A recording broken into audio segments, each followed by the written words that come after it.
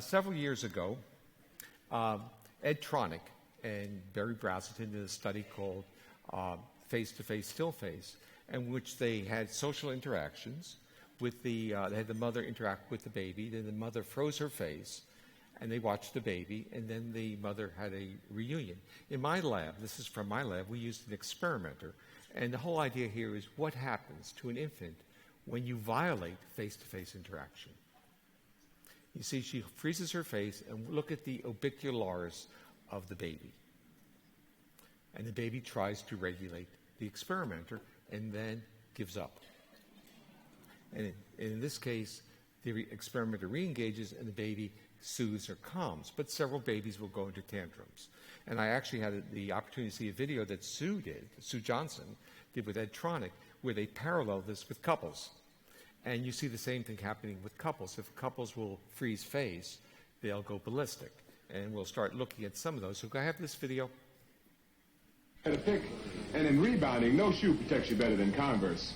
So when people ask me for my advice on how to improve their game, I always say, take 2 of these and call me in the morning.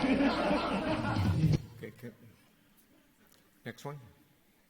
They're coming up the court, and they're bumping, and Dr. J's got him hooked there, yeah. Got him hooked. Larry tries to get rid of him, gets knocked down. Pavetta sees it.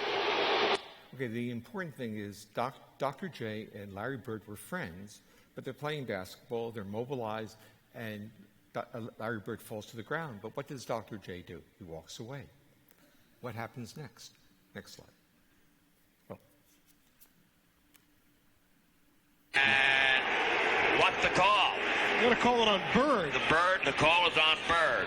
And Cunningham started to come out on the court after Bird. That's a bad call right there. And now Julius and Bird are starting, there they go. Oh! And they come up from... Okay, so the issue is, even if you're a good friend and you violate the expectancy of being a helping hand, your physiological state is in such a position that you're going to be reactive. So now we have to see this video. It's very quick. Okay. So this is our former president. This is not a political statement.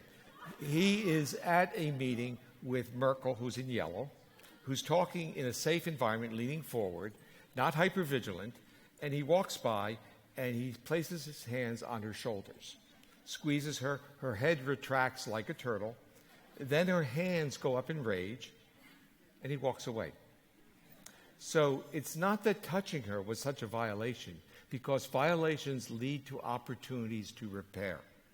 It's that he didn't repair that created, in a sense, the friendship that they probably still have. So is there a biological basis for manners? And remember, what do we teach our children? To say the 2 magic words, thank you and please. See them in terms of creating a reciprocal set of interactions, completing the interaction. So even if you interrupt, you say, excuse me, thank you, please, and it fulfills things. So biological rudeness is this violation of neural expectancy, a lack of reciprocity, which is called poor attunement.